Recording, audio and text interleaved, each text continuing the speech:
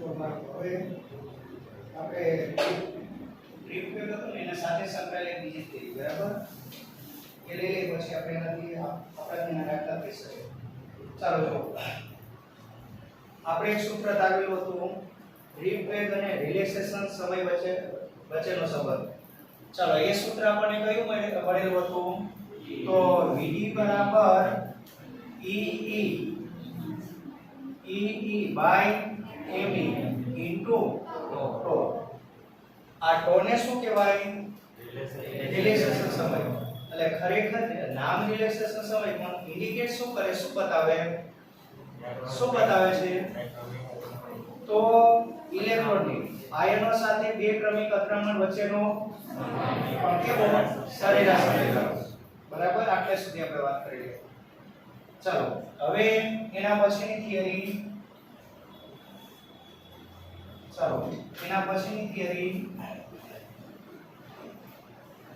ઇલેક્ટ્રોનના drip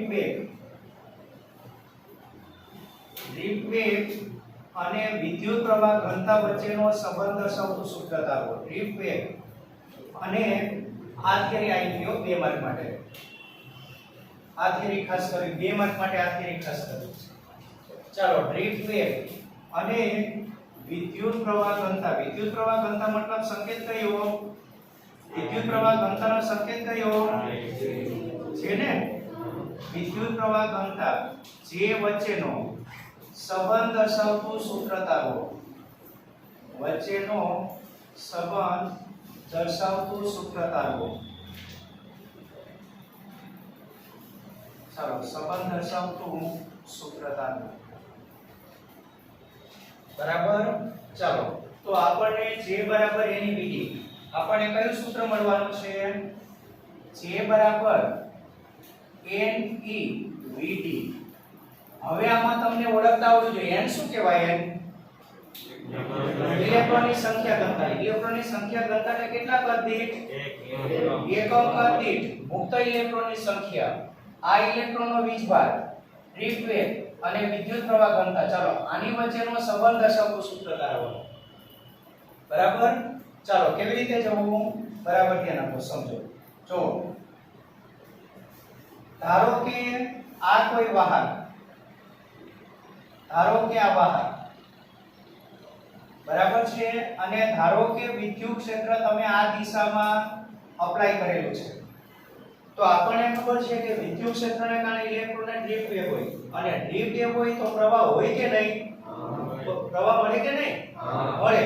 કારણ કે કોઈ બી આડછેદમાં હવે વિદ્યુત ક્ષેત્ર અપ્લાય કરો એટલે બધા જ ઇલેક્ટ્રોન અલગ અલગ દિશામાં ડ્રીપ થાય કે એક જ દિશામાં. તો તમે કોઈ બી આડછેદ લેશો તો એમાંથી પસાર થતો નેટ વીજભાર આપણને મળવાનો છે અને પ્રવાહ મળશે. ચાલો પહેલું વિધાન જ આપણે આ લખશું. ચાલો પહેલું વિધાન શું લખશું કે ડ્રીપ વેગને કારણે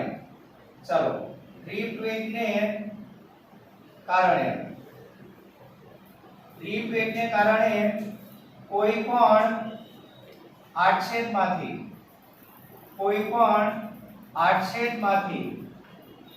પરિણામી વીજભાર પરિણામી અથવા બીજી ભાષામાં કેવું હોય તો પરિણામી અથવા આપણે બીજો એના માટે કયો શબ્દ લઈએ છીએ ચાલો ને કે ચોખ્ખો વીજભાર પસાર થાય છે અને પરિણામે શું મળે છે મને કયો ચોખ્ખો વીજભાર પસાર થાય તો ચાલો શું મળે છે આપણને વિદ્યુત પ્રવાહ અને વિદ્યુત પ્રવાહ એ વીજ પ્રવાહ મળે છે. બરાબર. ચાલો બાળકો હવે શું કરવાનું ધારો કે આના નિયમિત આડછેદનું ક્ષેત્રફળ એ છે. વાહક આ બાજુ બી લાંબો હશે આ બાજુ બી હશે હો. ચાલો અત્યારે આના નિયમિત આડછેદનું ક્ષેત્રફળ આપણે કેટલું લઈ લેશું 1. હવે શું થાય સમજો. જો ધારો કે અહીંયા એક ઇલેક્ટ્રોન છે એક ઇલેક્ટ્રોન અહીંયા છે. ચાલો એક ઇલેક્ટ્રોન અહીંયા છે તો મને એક વસ્તુ કયો એ બધા જ કઈ બાજુ ડ્રીપ થશે જોવો વિદ્યુત ક્ષેત્રની. એટલે હવે તમારે આખો ગતિપથ નથી દોરવાનો હતો ડ્રીપ થયેલો ભાગ જ દોરવાનો. ચાલો એટલે બધા જ ઇલેક્ટ્રોન વિદ્યુત ક્ષેત્રની વિરુદ્ધ દિશામાં ડ્રિફ્ટ થશે. જેમ વિદ્યુત ક્ષેત્ર મોટું એમ આ ડ્રિફ્ટ વધારે. બરાબર, બધા જ આ બાજુ થશે. જો ઇલેક્ટ્રોનનો ડ્રિફ્ટ વેગ vd હોય, આપણે સાતત્યના સમીકરણમાં એક વસ્તુ જે આપણે લાગુ પાડી હતી એ જ વાત કરવાની. ચાલો, જો ઇલેક્ટ્રોનનો ડ્રિફ્ટ વેગ પેલા ધારી લ્યો. ધારો કે વાહકના નિયમિત આડછેદનું ક્ષેત્રફળ. નિયમિત શબ્દ બોલો એટલે દરેક જગ્યાએ આડછેદ કેવો? એક સરખો, એટલે નિયમિત બોલશું આપણે. ધારો કે વાહકના નિયમિત આડછેદનું ક્ષેત્રફળ કેટલું છે? કેટલું છે? a છે. તથા ઇલેક્ટ્રોનનો ડ્રિફ્ટ વેગ ચાલો, એ ડ્રિફ્ટ વેગ આપણે કયો કહી દેશું? vd છે. બરાબર, તો ઇલેક્ટ્રોને ડેલ્ટા t સમયમાં કાપેલું અંતર કેટલું? ડેલ્ટા t સમયમાં સાતત્ય સમીકરણમાં આ બધું આપણે જોયેલું હતું. ડેલ્ટા t સમયમાં કાપેલું અંતર બોલો કેટલું થશે બાળકો? અંતર કારણ કે ઝડપ બરાબર અંતર ભાગ્યા સમય, તો અંતર બરાબર ઝડપ ગુણ્યા સમય. ઝડપ કઈ ધારેલી છે? vd, અને સમયગાળો કેટલો આપેલો છે? Delta t. તો થશે આટલું. તો એનો મતલબ એવો થાય કે અહીંયા જે ઇલેક્ટ્રોન છે એ ડેલ્ટા t સમયમાં, ચાલો અહીંયાથી કેટલું અંતર કાપશે? બોલો, આ ઇલેક્ટ્રોન ડેલ્ટા t સમયમાં કેટલું અંતર કાપશે? vt delta t. બરાબર, ધારો કે અંતર અહીંયા મળે છે, તો આ જગ્યાએ હું એક શું લઈ લઉં? એક આડછેદ લઈ લઉં. ચાલો, કયા બિંદુનો આડછેદ કહીશ? p બિંદુનો. બરાબર, હવે મને એક વસ્તુ કહો કે આ ઇલેક્ટ્રોન આમાંથી આડછેદમાંથી કેટલા સમયમાં પસાર થઈ જશે?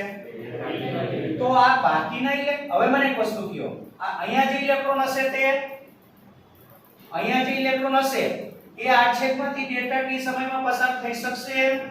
એના કરતા વધારે સમય લાગશે. આપણે તો સમયગાળો ફિક્સ કરી નાખ્યો, કેટલો? તો અહીંયા જે ઇલેક્ટ્રોન હશે શું આડછેદમાંથી ડેલ્ટા t સમયમાં પસાર થઈ શકશે? ના. તો એ ધ્યાનમાં નહીં લેવાનું. આ થઈ શકશે કે નહીં? આ થશે કે નહીં? આ થશે કે નહીં? આ બધા થશે. એટલે આ છેદમાં રહેલા બધા જ ઇલેક્ટ્રોન, આ જે વિભાગ છે આ વિભાગમાં રહેલા બધા જ ઇલેક્ટ્રોન, ચાલો આ છેદમાંથી પસાર થશે કે નહીં? થઈ શકશે. તમારે વિદ્યુત પ્રવાહ ઘનતા J નું સૂત્ર યાદ કરો. J બરાબર શું? કોનો ગુણોત્તર? તો તમારે પેલો પ્રયત્ન કરવાનો છે I મેળવવાનો, કારણ કે એકવાર I મળી જશે પછી J તો મળી જવાનું. બરાબર, ચાલો મને આ વિસ્તારનું કદ કયો?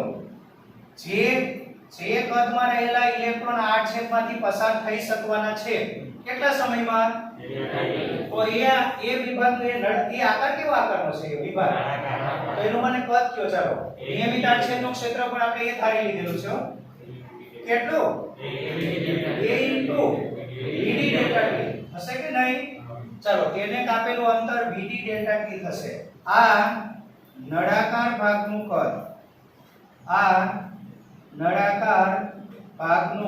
કદ, ચાલો કેટલું થશે?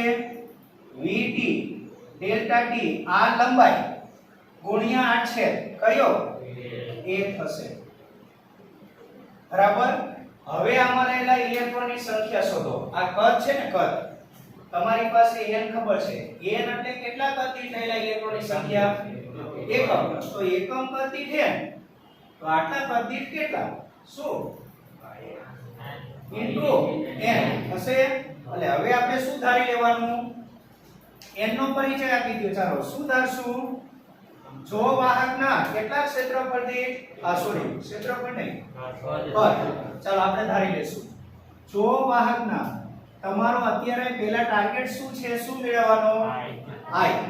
તો I મેળવવા માટે પહેલા આમાં રહેલા ટોટલ ઇલેક્ટ્રોનની સંખ્યા શોધવી પડે.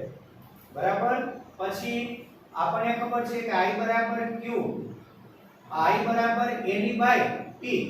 T તો ખબર છે ડેલ્ટા T. એટલે એની શોધવાનું કે નહીં? એને આમાં રહેલા ઇલેક્ટ્રોનની સંખ્યા. ચાલો કેપિટલ N ધારશું.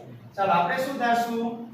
જો વાહકના કેટલા કદ દીઠ વાહકના કેટલા કદ દીઠ એકમ કદ દીઠ મુક્ત ઇલેક્ટ્રોનની સંખ્યા ચાલો કેટલી હોય n હોય તો આ નળાકાર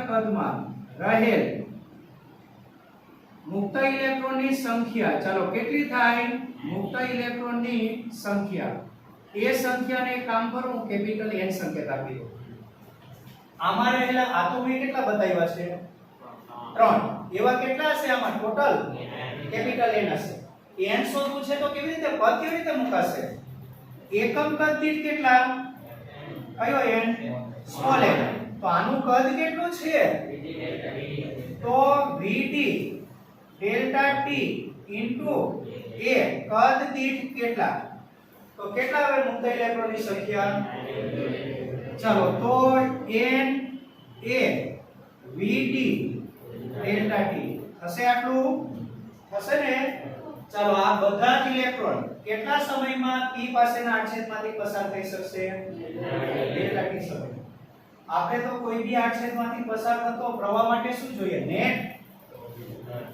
વીજભાર જોઈએ કે નહીં ચાલો ઇલેક્ટ્રોનનો વીજભાર પહેલા આપણે લખી દઈશું આ બધા જ ઇલેક્ટ્રોન ચાલો આ બધા જ ઇલેક્ટ્રોન કેટલા સમયમાં ડેલ્ટા t સમયમાં તમે પ્રવાહની વ્યાખ્યા યાદ છે ને કોઈ પણ આડછેદમાંથી એકમ સમયમાં પસાર થતો ચોખ્ખો વીજભાર એ આડછેદ તરીકે આપણે કયો ધ્યાનમાં લેવાના છીએ એ તો ખરો પણ કયા બિંદુ પાસેનો p બિંદુ પાસેનો ચાલો આપણે શું કહેશું આ બધા જ ઇલેક્ટ્રોન ડેલ્ટા t સમયમાં કયા બિંદુ પાસેના p પાસેના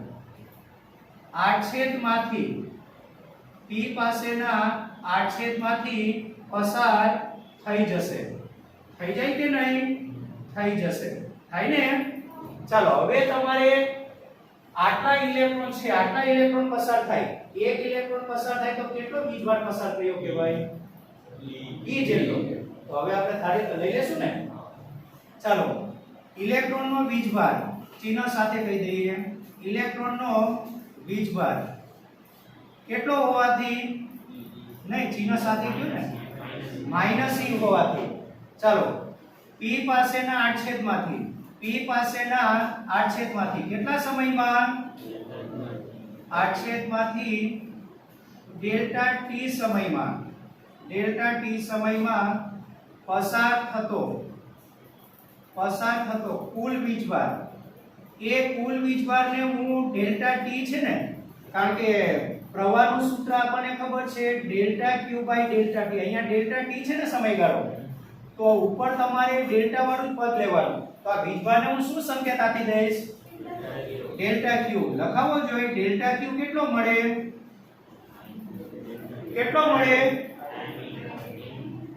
એક ઇલેક્ટ્રોન પસાર થાય તો e જેટલો તો કેટલા ઇલેક્ટ્રોન પસાર થયા છે તો કેટલો n e ડાયરેક્ટ આવશે ને ચાલો કેટલો મળશે e n મળે કે નહીં ચાલો લખી દો -e પછી કેટલા n a vt delta t થશે આટલું હવે આ વીજભાર વિદ્યુત ક્ષેત્રની કઈ દિશામાં પસાર થવાનો આપણે વિદ્યુત ક્ષેત્રની દિશામાં પસાર થતો વીજભાર લઈએ તો એ કેવો હશે પ્લસ ચાલો માટે વિદ્યુત ક્ષેત્ર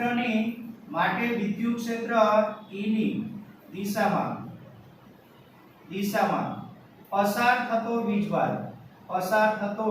વીજભાર ચાલો એ વીજભારને હું શું કહે એ વીજભારનો સંકેત આજ આપી દયો ને પણ કેવો હોય પ્લસ કારણ કે માઈનસ હોય તે વિરુદ્ધ દિશામાં પસાર થાય ને જે પ્લસ હશે તે એની દિશામાં બરાબર આપણે તો ખાલી દિશા ઉલટાવીને પ્લસ માઈનસ કરવાનું છે ચાલો શું લખાય n a vt delta t into શું e થશે આટલું આમાં પ્રવાહ બનાવવા માટે કોનો ગુણોત્તર લેવો પડે તો ડેલ્ટા q ના છેદમાં શું લાવી દયો ડેલ્ટા t આવશે આટલું માટે delta Q by delta T બરાબર NA VD ઇન્ટુ E. આને શું કહેવાય? માટે વિદ્યુત પ્રવાહ I બરાબર, ચાલો વિદ્યુત પ્રવાહ I બરાબર શું મળે? NA VD E. તો હવે આનો આમ યાદ રાખવા માટે તમને ખબર છે હું નવી, બરાબર? ચાલો હું નવી, કોઈ ભાઈ આવું કહે તો વાંધો નહીં, કોઈ પરણેલી સ્ત્રી એમ કહેશે કે હું નવી, તો સામે વાળા પૂછે જૂની કોણ હતી? બરાબર, એટલે આપણે વાત ચાલો હું નવી થયું કે નહીં? I NAVE નવી ડબલ ઈ આવે પણ એક ઈ લોકડાઉનમાં ફરવા ગયું, બરાબર? એટલે યાદ રહી ગયું, સૂત્ર યાદ રાખવાની બહુ સરળ છે. કયું? હું નવી. ચાલો પણ તમારે તો પ્રવાહ ઘનતા જોઈએ છે, તો પ્રવાહ ઘનતા માટે શું કરશું? હશે આટલું? ચાલો એટલે પ્રવાહ ઘનતા માટે છેદમાં શું લાવી દયો? A. ચાલો માટે I by A બરાબર શું? NE VD થશે. આને શું કહેવાય? પરંતુ I by A બરાબર શું? J. વિદ્યુત પ્રવાહ ઘનતા કહેવાય કે નહીં? વિદ્યુત પ્રવાહ ઘનતા થશે આટલું. તો આ તમારું સૂત્ર શું આવે? J બરાબર NE VD. જે માંગેલું સૂત્ર છે. ચાલો ખ્યાલ આવે છે આટલું?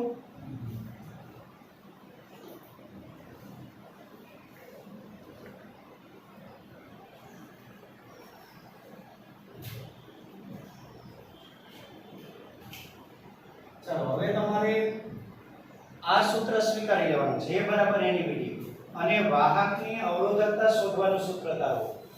ચાલો હવે એના તમારી દર્પણમાં શું કરેલું છે? આ લોકોએ છે ને હેડિંગ આપેલું છે પણ અવરોધકતા શોધવા સુધી છેક સુધી થિયરી લઈ ગયા છે. તો જો આ રીતે હેડિંગ થી સવાલ પૂછાય ને તો એમાં પાછળનો ભાગ નહીં લખવાનો. ખ્યાલ આવે છે? ચાલો કયું સૂત્ર સ્વીકારી? J બરાબર NE VD સૂત્ર સ્વીકારી. સૂત્ર સ્વીકારી. વાહકની અવરોધકતા શોધવાનું સૂત્ર તારવો. વાહકની અવરોધકતા શોધવાનું સૂત્ર તારવો. ચાલો વાહકની અવરોધકતા શોધવાનું સૂત્ર તારવો. એટલે આપણને સૂત્ર કયું મળવાનું છે? તો અવરોધકતા ρ બરાબર m/n/e². તો ચાલો આ સૂત્ર આપણે સ્વીકારવાનું છે. ચાલો કેવી રીતે જવાનું ધ્યાન આપો, સમજો. જો પહેલા આપણે આપેલું સૂત્ર લઈ લઈએ. ચાલો વિદ્યુત પ્રવાહ ઘનતા J બરાબર વિદ્યુત પ્રવાહ ઘનતા J બરાબર કયું સૂત્ર છે? NVD આપેલ છે. ચાલો થશે આટલું.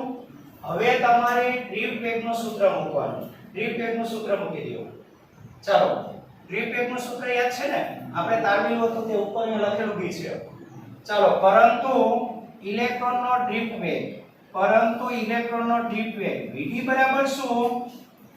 E by ME into τ. જ્યાં τ એ શું કહેવાય? રિલેક્સેશન સમય છે. થયું આટલું? ચાલો ત્યાં ઉપર કિંમત મૂકી દો. શું લખાય? અને આને તમે સદિશ રૂપે લખો તો આમ લખાયો, કારણ કે આ બાજુ સદિશ રાશિ J, પેલી બાજુ n અને E તો કેવી રાશિ? અદિશ. તો સદિશ રાશિ કઈ? VD. એટલે તીર કરો તો આ બે ઉપર કરાય, પણ અદિશ રૂપે ગણતરી કરો ને કઈ જરૂર નથી, કારણ કે બંને એક જ દિશામાં હોય. એક જ દિશામાં એટલે ગણતરી આપણે કેવી લઈને કરી શકાય? અદિશ લઈને કરી શકાય. એ આપણે 11મા ધોરણમાં ભણેલા છે, બરાબર? એટલે સદિશની જરૂર નથી. ચાલો તો માટે J બરાબર NE અને VD ની જગ્યાએ શું લખી દેશો? ચાલો E તો બાય ME થશે. E કેટલી વખત થયું? બે વખત એટલે શું લખાય ne² e તો બાય me ચલો બાય me તમારી બુકમાં ઇલેક્ટ્રોનના દળને માસ ઓફ e me તરીકે ખાલી એમ જ દે છે તો એમ રાખો તો વાંધો નહીં ચલો થશે હવે જેનું એક સૂત્ર તારવેલું હતું જેનું એવું સૂત્ર પસંદ કરવાનું કે જેમાં અવરોધકતા કે વાહકતા આવતી હોય તો જે બરાબર વાહકતા વાળું જે બરાબર સિગ્મા e એ બધા સૂત્રને લખાઈશ ને પછી આપણે મોટા કરી નાખશું બરાબર એટલે આ બાજુ તમારે એ સૂત્ર મૂકવાનું કારણ કે પહેલી બાજુ તો લગભગ બધું આવી ગયું છે હવે આ બાજુ તમારે શું લાવવા પ્રયત્ન કરવાનો સિગ્મા કે રો સિગ્મા મળી જાય પછી એનો બેઝ એટલે રો ચલો પરંતુ જે બરાબર શું સૂત્ર યાદ કરો ચલો જે બરાબર સિગ્મા e થશે આટલું ચલો એ અહીંયા મૂકી દો તો આ બાજુ શું મૂકશું આપણે sigma e is equal to ne² e top by me ચાલો ઇલેક્ટ્રોનનું દળ તમારે એમ રાખવું હોય તો વાંધો ન તમારી બુકમાં એમ રાખે છે એ તો તમારી અનુકૂળ તમારે કયું રાખવું છે ચલો બંને બાજુથી શું કરશું e કેન્સલ થઈ જાય કે નહીં ચાલો પણ તમારે શું કરવાનું છે અવરોધકતા ચાલો પરંતુ અવરોધકતા રો બરાબર શું ચાલો અવરોધકતા રો બરાબર શું લખાય 1 સિગ્મા ચાલો માટે અવરોધકતા રો બરાબર તમારે રો મેળવવા માટે સિગ્મા નો શું કરો વ્યસ્ત તો આનો વ્યસ્ત કરીને મૂકવાનું કે નહીં ચાલો મૂકી દો શું આવે m ne² તો જે માંગેલું સૂત્ર છે જે વાહકની અવરોધકતા શોધવા માટેનું સૂત્ર છે હવે કેટલીક વધારાની વસ્તુ ધ્યાન આપો સમજો બરાબર જો હું અત્યારે બે વસ્તુ માટે વાત કરું છું વાહક માટે અને અર્ધવાહક માટે અવાહક માટે તો પ્રશ્ન નથી કારણ કે અવાહકને તમે ગમે તેટલો વોલ્ટેજ એપ્લાય કરશો એમાં પ્રવાહ ન મળે કે ન જ મળે એટલે એની તો કોઈ વાત જ નથી કરવાની આપણે કોની વાત કરશું વાહક વાહક એટલે કઈ વાહક મતલબ ધાતુઓ ઉદાહરણ આપો જો કયા દાખલા તરીકે કોપર એલ્યુમિનિયમ લોખંડ સિલ્વર વગેરે બરાબર અને બીજી હું શેની વાત કરું છું અર્ધવાહક અર્ધવાહક એટલે કયા ચાલો અર્ધવાહક ને કહેવાય સેમિકન્ડક્ટર્સ ખબર છે ને અર્ધવાહકને શું કહેવાય સેમિકન્ડક્ટર્સ ચાલો કયા સિલિકોન જર્મેનિયમ વગેરે હવે આમાં તાપમાન વધારીએ તો શું થાય તે આપણે વાત કરીએ તાપમાન વધારીએ તો શું થાય જો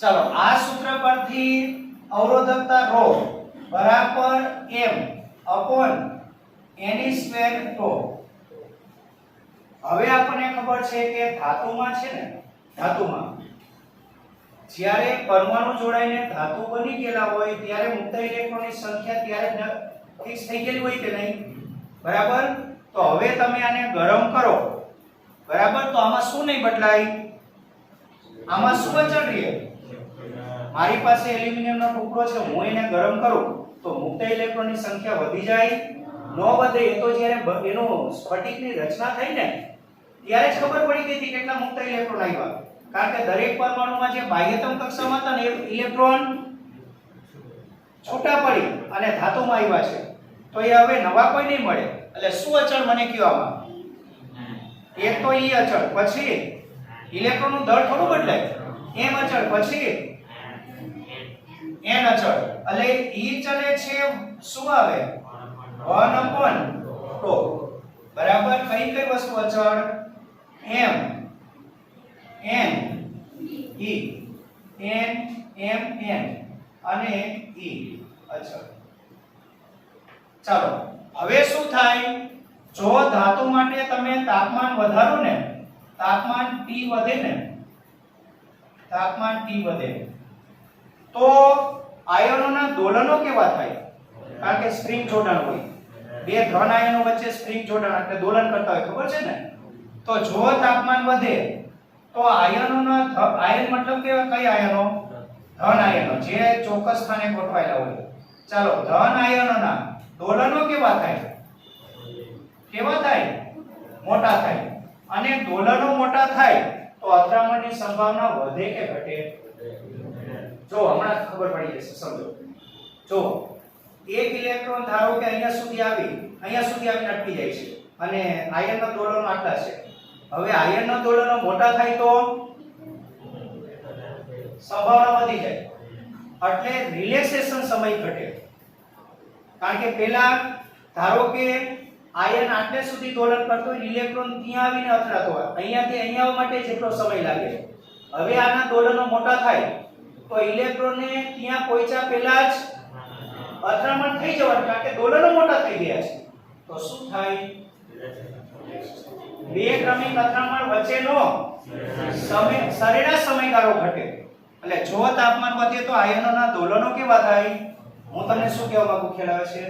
આ ધન આયન છે, એ અત્યારે નાના દોલન કરે છે. આ કોણ? ઇલેક્ટ્રોન. અત્યારે એ ઇલેક્ટ્રોન આ જગ્યાએથી આ જગ્યાએ આવે છે અને અથડામણ કરે છે. હવે બીજી શક્યતા વિચાર, ઇલેક્ટ્રોન અહીંયા જ છે અને દોલનો કેવા થઈ ગયા?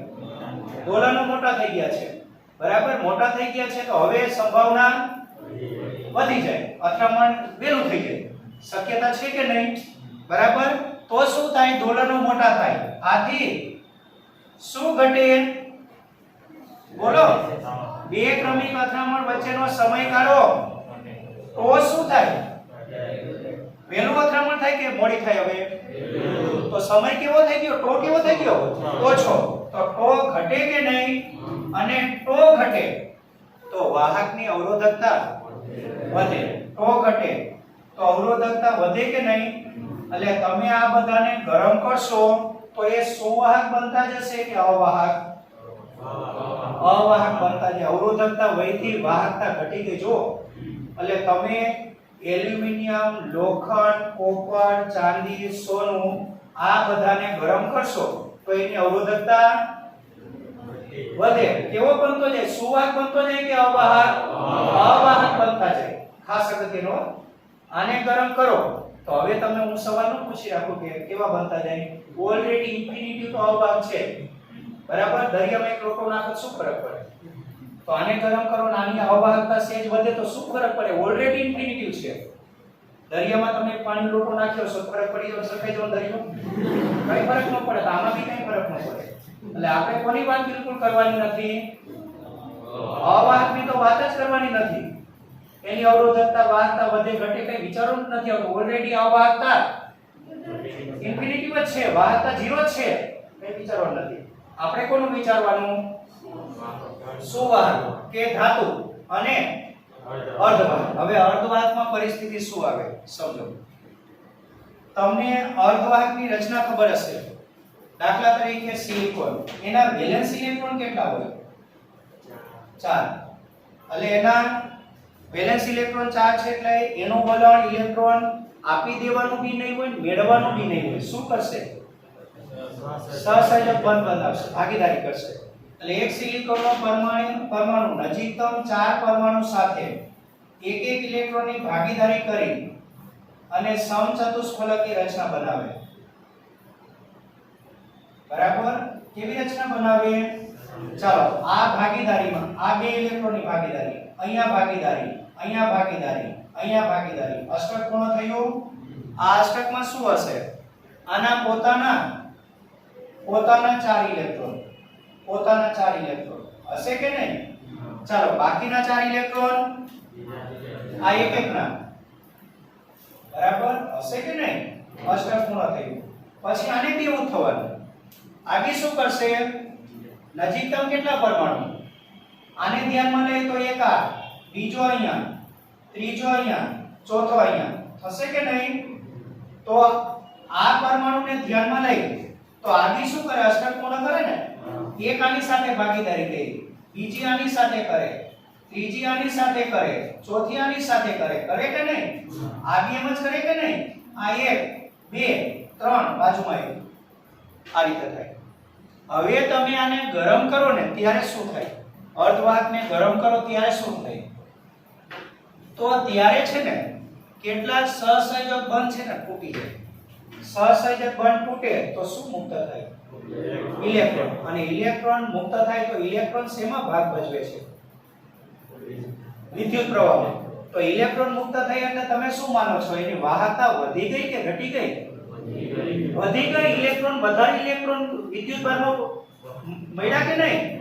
તો હવે એની વાહકતા વધે. એટલે આમાં શું થાય? આમાં અચળ શું રહે મને કયો? તાપમાન વધઘટ કરો તો આમાં શું ખાલી એક જ વસ્તુ બદલાય? કઈ? n. બાકી કઈ નો બદલાય. આમાં ટો બદલાતો. આમાં શું ચલે છે વાળો સંબંધ કયો આવે?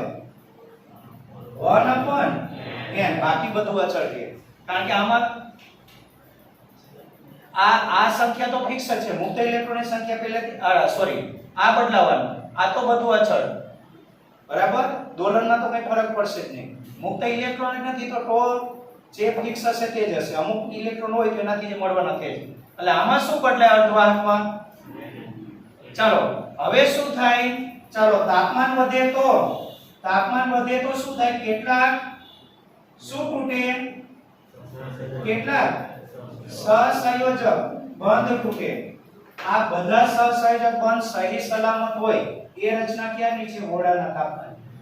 ઓરડાના તાપમાને શું હોય? બધા જ બંધ સહી સલામત હોય. ઓરડાના તાપમાનથી તાપમાન જેમ જેમ વધતું જાય તેમ અમુક સહસંયોજક બંધ જે નબળા હોય એ પહેલા તૂટે, મજબૂત હશે એ છેલ્લે તૂટે. તૂટે એ નથી છે.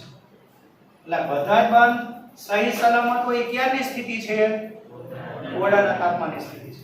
બરાબર? ચાલો ટો વધે તો કેટલાક સહસંયોજક બંધ તૂટે. અને સહસંયોજક બંધ તૂટે તો કોણ મુક્ત થાય? ઇલેક્ટ્રોન મુક્ત થાય. ઇલેક્ટ્રોન મુક્ત થાય તો શું વધે? મુક્ત ઇલેક્ટ્રોનની સંખ્યા ઘનતા સંકેત બોલો n વધે. ચાલો મુક્ત ઇલેક્ટ્રોનની સંખ્યા ઘનતા n વધે. અને સંખ્યા ઘનતા વધે તો આ સંખ્યા ઘનતા વધે તો અવરોધકતા ઘટે. તો શું ખાસિયત થઈ? સિલિકોન ને તમે ગરમ કરો તેમ એ અવાહક બનતો જાય કે સુવાહક? સુવાહક બનતો જાય. કેવો બનતો જાય? સુવાહક. એ સુવાહક બનતો જાય. આ જ વસ્તુ હજી આપણે બીજી રીતે બી સાબિત કરવાના છે. શું? હા, n વધે તો અવરોધકતા ઘટે. શું વધે? વાહકતા. એટલે સિલિકોન ને તમે ગરમ કરો તો કેવો બનતો જાય? સુવાહક. ચાલો સમજાય છે આટલું? જોઈ લીધું હશે.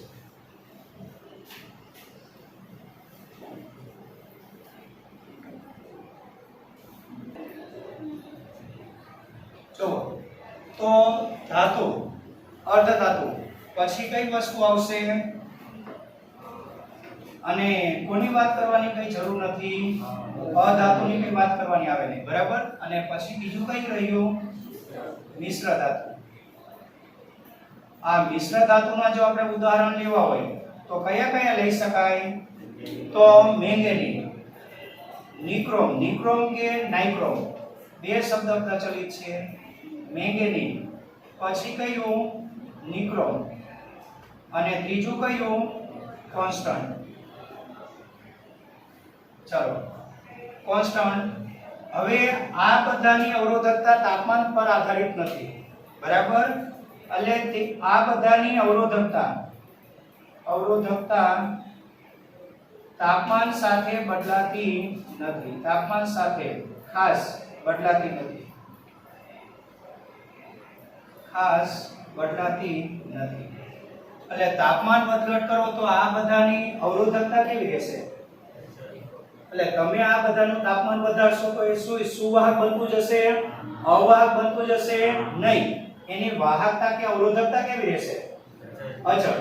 એટલે આ બધા તાપમાન પર ખાસ આધારિત નથી.